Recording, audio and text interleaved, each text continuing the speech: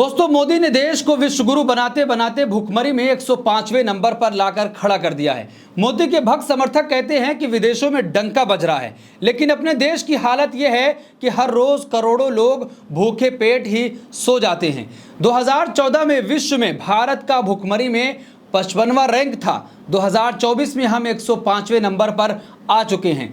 14 से पहले मोदी ने वादा किया था कि मुझे अगर प्रधानमंत्री बना दिया जाएगा तो उसके बाद देश में कोई भी भूखा नहीं सोएगा, लेकिन आज हालत यह है कि हम 55वें नंबर से 155 पर पहुंच चुके हैं। भारत अभी भी गंभीर भूख की समस्याओं वाले देशों में शामिल है।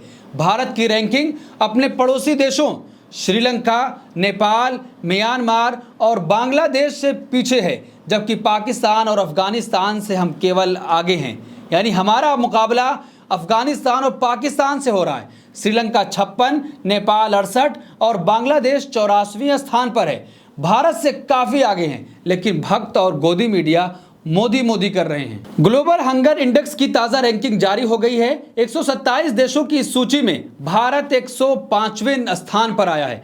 भारत लगातार भूख और कुपोषण से जूझ रहा है। इस सूची में भारत को गंभीर भुखमरी की समस्या वाले कैटेगरी में डाला गया है। मोदी के राज वाले भारत में भुखमरी और कुपोषण की समस्या लगातार बढ़ती ही जा रही है। इस सूची में इंडिया के पड़ोसी देश नेपाल, चीन, श्रीलंका और बांग्लादेश, म्यांमार जैसे देश इस सूची में इंडिया से बहुत आगे हैं। सिर्फ हमारा मुकाबला पाकिस्तान और अफगानिस्तान से अब रह गया है कि वो हमसे 2 या 3 नंबर पीछे हैं। अब जानते हैं कि क्या हैं इसके मायने। भारत के सामने अभी भी बच्चों में कुपोषण जैसी गंभीर चुनौतियां हैं। इस सूची के हिसाब से विश्व स्तर पर बच्चों में दुबलापन सबसे अधिक बढ़ा है।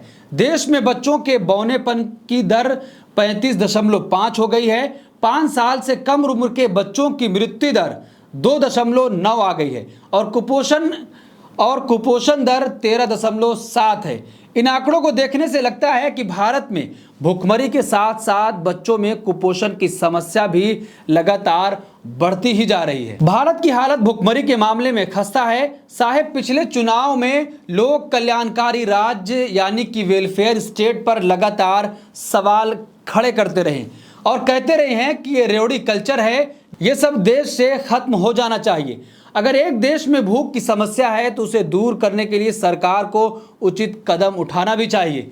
जिस तरह का डेटा इस रिपोर्ट से बाहर आया है वो हैरान करने वाला है कि बच्चों का भविष्य अंधकार में है और सरकार के कान पर जूं तक नहीं रेंग रही है। प्रधानमंत्री नरेंद्र मोदी लगातार चुनावी रैलियों से यह कहते हैं कि जो दूसरे राज्यों में फ्री की चीज़ें दी जा रही हैं वो रेवड़ियां हैं, लेकिन वो उसी मन से ये खड़े होकर कहते हैं कि गर्व से मैं कहता हूं कि 80 करोड़ लोगों को फ्री का राशन खिला रहा हूं। तो आप समझिए कि जिस देश में 80 करोड़ लोगों के पास 2 टाइम खाने का भोजन नहीं है, उस देश को कहा जा रहा है कि विश्वगुरु बनेगा। भक्त कहते हैं कि पापा वार रुकवा रहे हैं। भक्त ये कहते हैं कि देश का विदेशों में डंका बज रहा है, लेकिन अपने देश की हालत यह है कि भूखमरी में 2014 में हम 55वें नंबर पर थे, लेकिन 2024 में 105वें स्थान पर आ गए हैं। दोस्तों, हमारा मुकाबला हो किससे रहा है? हमारा मुकाबला पाकिस्तान और अफगानिस्तान से है। श्रीलंका, नेपाल, म्यांमार, बांग्लादेश, ये सारे देश हमसे आगे हैं। कहाँ कहा गया था कि अमेरिका से हमारा मुकाबला होगा, लेकिन हमारा मुकाबला तो साहेब ने पाकिस्तान और अफगानिस्तान से भारत का मुकाबला करा दिया है। यानी कि अफगानिस्तान और पाकिस्तान 2 नंबर पीछे हैं भारत से। भारत 105वें पर है तो पाकिस्तान 107वें नंबर पर है, लेकिन पिछले साल भारत पाकिस्तान से भी पीछे था। ग्लोबल हंगर इंडेक्स 2024 में भारत को बांग्लादेश, श्रीलंका और नेपाल से भी पीछे रखा गया है। भारत को 127 देशों में 105वें नंबर पर रखा गया है। श्रीलंका 56, नेपाल 68 तो बांग्लादेश 84वें स्थान पर है। लेकिन जो ये ग्लोबल हंगर इंडेक्स आई है, इस रिपोर्ट को सरकार रिजेक्ट कर देगी और सरकार के सहयोगी गोदी मीडिया भी इस रिपोर्ट पर ही सवाल खड़ा करेंगे कि आखिर ये रिपोर्ट तैयार कैसे की गई है। और जो दूसरी रिपोर्ट आती है देश के बारे में, उसका मोदी और उनका गोदी मीडिया भी वाहवाही करने में पीछे नहीं हटता है, लगातार वाहवाही करता रहता है। लेकिन जैसे ही ये रिपोर्ट आती है जिसमें ये उजागर किया जाता है कि भारत में कितनी भुखमरी है, कितने लोग हर रोज़ बगैर खाए सो जा रहे हैं, आप अंदाज़ा लगाइए कि जिस देश में 80 करोड़ लोगों को 5 किलो राशन दिया जाए, वो 5 किलो राशन पर ही जिंदा हों, तो उस देश की हालत क्या हो सकती है। इस बात से अंदाज़ा लगाइए कि 80 करोड़ लोग देश में ऐसे हैं जिनके पास खाने के 2 टाइम के पैसे नहीं हैं या उनके पास अनाज नहीं है, उनको सरकार अनाज दे रही है और ये स्कीम अब बढ़ाकर 2029 तक कर दी गई है। तो फिर सरकार कहती है कि भारत में कहीं भी भुखमरी नहीं है और जो गोदी मीडिया है वो मोदी मोदी करता रहता है। जो वादा करके प्रधानमंत्री नरेंद्र मोदी ये आए थे कि विदेशों से हमारा मुकाबला होगा, सारी दुनिया भारत के पीछे चलेगी, लेकिन आज हालत ये है कि विदेश नीति फेल है। विदेश नीति पर हम कहीं भी टिकते हुए दिखाई नहीं देते हैं और भी जो दूसरे मामले हैं उस पर भी हमारा मुकाबला कहीं नहीं हो रहा है।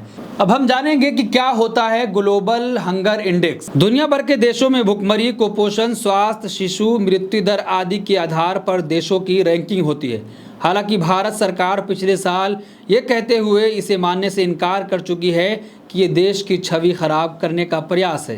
कंसर्न वर्ल्ड वाइड और वर्ल्ड हंगर हेल्प नामक यूरोप की एनजीओ की ओर से सभी देशों को एक GHI स्कोर दिया जाता है। इस स्कोर के आधार पर ही उनकी रैंकिंग तैयार की जाती है। हंगर इंडेक्स में भारत का स्कोर 100 में 27.3 है। 0 स्कोर सबसे अच्छा है और 100 सबसे ज़्यादा खराब माना जाता है। तो आप अंदाज़ा लगाइए कि सरकार जब उसकी नाकामी सामने आती है तो कह देती है कि देश की छवि खराब करने के लिए सारी चीज़ें की जा रही।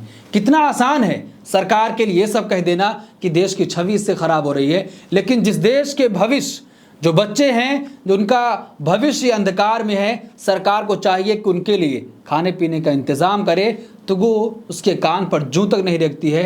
वो सिर्फ ये कहते हुए इसका इनकार कर देती है कि ये तो देश की छवि खराब करने के लिए लाई गई एक रिपोर्ट है। इस पूरे मामले पर आप क्या सोचते हैं, आपकी क्या राय है कि जिस तरीके से भारत 2014 में भुखमरी में 55वें नंबर पर था, लेकिन 2024 आते आते प्रधानमंत्री नरेंद्र मोदी के नए भारत में हम 105वें नंबर पर पहुंच चुके हैं। जहां वादा किया गया था कि देश को विश्व गुरु बनाया जाएगा, ऊंचाइयों पर ले जाया जाएगा और सारी दुनिया भारत के पीछे चलेगी, आज उसकी हालत यह है कि भुखमरी में 105वें नंबर पर है। इस पूरे मामले पर आप क्या सोचते हैं, आपकी क्या राय है, कमेंट बॉक्स में अपनी राय ज़रूर दें और ऐसी तमाम खबरों के लिए देखते रहिए देश नीति।